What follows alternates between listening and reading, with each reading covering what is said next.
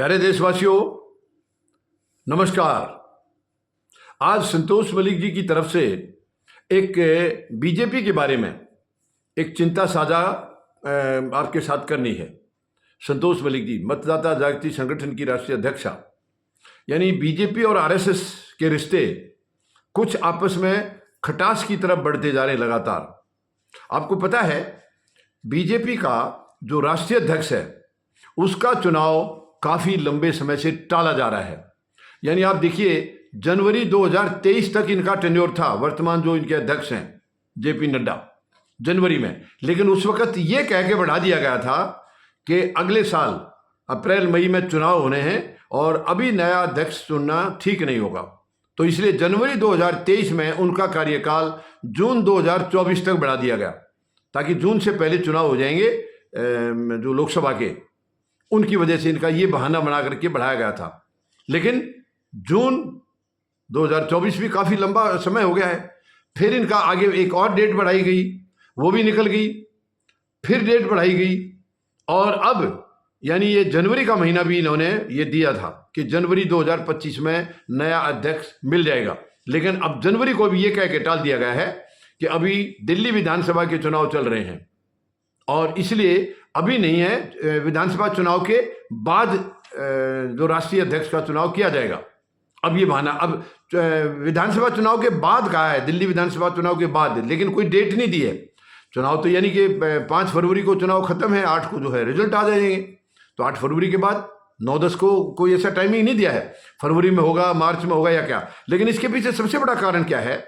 सबसे बड़ा कारण है आरएसएस। यानी बीजेपी और आरएसएस के रिश्ते इस वक्त इस पद की वजह से भी काफी खटाई में हैं।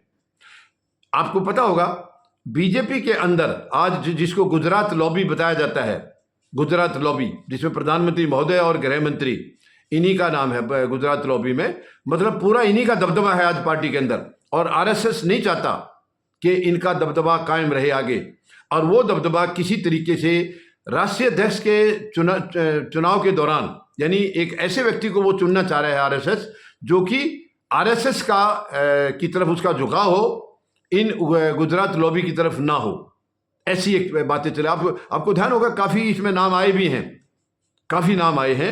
संजय जोशी का भी नाम आया है, जो कि इस गुजरात लॉबी के अलग उनका हमेशा रुख रहा है, उनका भी नाम आया है। विजयराजे सिंधिया का भी आया है, बीच में शिवराज सिंह चौहान का भी आया था। हालांकि शिवराज सिंह चौहान को अध्यक्ष बनाना चाह रहे थे, आरएसएस भी चाहता था, लेकिन उनका रवैया, जब तक वो मध्य प्रदेश के मुख्यमंत्री रहे तो आरएसएस उनसे खुश था, उनका रवैया कुछ अलग था। लेकिन जब से वो केंद्र सरकार में आए हैं, यानी केंद्र में जब से वो अभी कृषि मंत्री हैं इस वक्त, जब से यहाँ आए हैं, वो पूरी तरह से समर्पण उनका हो गया है गुजरात लॉबी के सामने। ये आरएसएस का कहना है, ये मैं अपनी तरफ से नहीं कह रहा हूँ।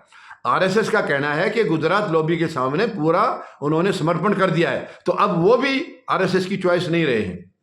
लेकिन जो भी है, आरएसएस ये चाह रहा है, मोहन भागवत साहब ये चाह रहे हैं, और खास करके नड्डा को तो वो बिल्कुल देखना नहीं चाह रहे। क्योंकि आपको ध्यान होगा, लोकसभा चुनाव से पहले इन्होंने एक बयान दिया था जेपी नड्डा ने कि अब बीजेपी बहुत मजबूत हो गई है, अब हमें आरएसएस की जरूरत नहीं है।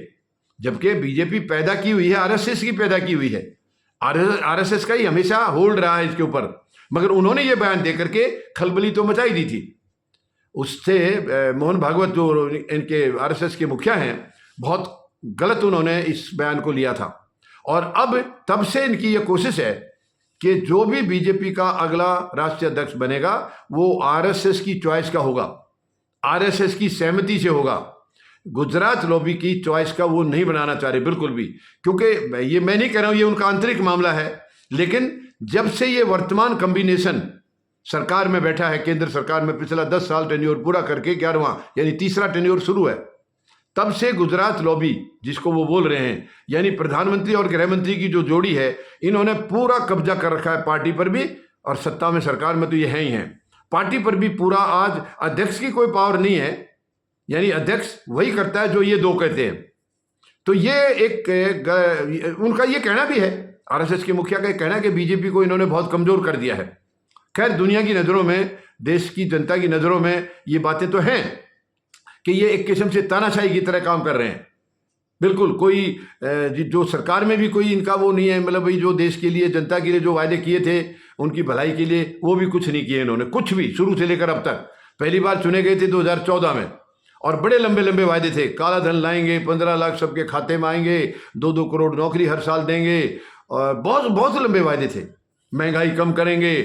लेकिन किसी भी में भी उसमें इनको कोई ये काम करने की नीयत इनकी बाद में रही नहीं है। आज सबको पता है महंगाई क्या हाल है, कितने गुना बढ़ गई है पहले से। जब ये आए थे तब इन्होंने नारा दिया था, बहुत हुई महंगाई की मार, अब की बार फलानी सरकार का। आज क्या हुआ महंगाई का? आज देश त्राई त्राई कर रहा है महंगाई की वजह से। तो ना वो काले धन का कोई खबर नहीं है, काला धन और बढ़ गया है, और बढ़ गया है। और बाकी आप देख लीजिए नौकरियों के हाल में, मतलब 2-2 करोड़ नौकरी हर साल देनी थी, तो पिछले 10 साल में 20 करोड़ नौकरी होनी थी, लेकिन नौकरियां तो खत्म हो गई हैं, देने की बजाय कम की हैं। तो कहने का मतलब ये किसी भी तरीके से ना तो सरकार को ढंग से चला पा रहे हैं और ना ही पार्टी को। पार्टी में भी अपनी तानाशाही, जो ये चाहते हैं वही हो रहा है। तो ये आरएसएस अब बिल्कुल नहीं चाहता, और ये टालते आ रहे हैं, केवल इसी तलाश में है कि किसी न किसी तरीके से हम किसी अपने आदमी को राष्ट्रीय अध्यक्ष बना दें, लेकिन वो आरएसएस बनने नहीं देगा। लगातार, यानी 2 साल हो गए, अभी जनवरी 2023 से जो 2025 आ गया, किसी भी अध्यक्ष का जो अगर टाला जाता है उसका चुनाव, या उसको एक्सटेंशन दी जाती है, तो इतना लंबा समय तो थोड़ा होता है एक्सटेंशन, 2-4 महीने 6 महीने बहुत ज़्यादा हो गया, तो साल इतना लंबा, यानी 2 साल तो हो चुके हैं, अभी आगे का कोई क्लियर नहीं है कि ये कब कराना चाह रहे हैं। तो हो सकता है इसमें भी आरएसएस कुछ ऐसी दखल दे कि वो इनके ऊपर थोप दे कोई अपना अध्यक्ष कि यही होगा अध्यक्ष, या आरएसएस कोई अलग मीटिंग बुला सकता है, क्योंकि बीजेपी में भी तो आरएसएस के ही लोग बहुत सारे हैं जो सीधे उनके साथ गंभीरता से जुड़े हैं। तो ये एक सच में एक गंभीर विषय है इनका कि 2 साल से ज़्यादा हो गया है पुराने अध्यक्ष को ये अभी तक खींचते आ रहे हैं।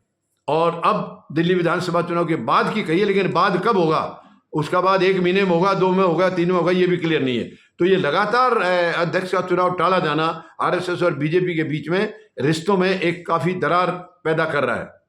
तो अब देखते हैं कि इसमें आखिर बाजी बीजेपी के हिसाब से, यानी गुजरात लॉबी के हिसाब से आगे चलेगी, या फिर आरएसएस के मुखिया श्री मोहन भागवत के हिसाब से, ये अभी समय बताएगा। धन्यवाद। जय जवान, जय किसान, जय हिंद।